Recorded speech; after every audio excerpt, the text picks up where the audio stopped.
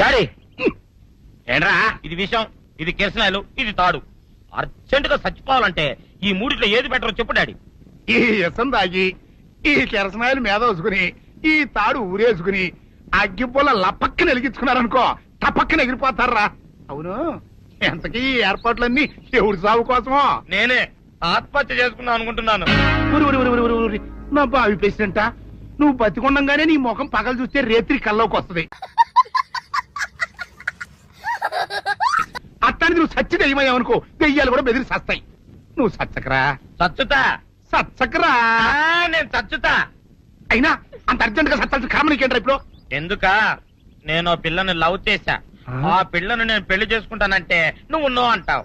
నేను నీ మాట వినను అంటే ఆ ఆస్తి కవర్ ఎవరికైనా ఇచ్చేస్తాను అంటావు. నువ్వు ఇచ్చేసే ఆస్తి కవర్ కంటే నేను ఇచ్చేసిన మనసే నాకు ముఖ్యం. అందుకే నేను చచ్చుతా.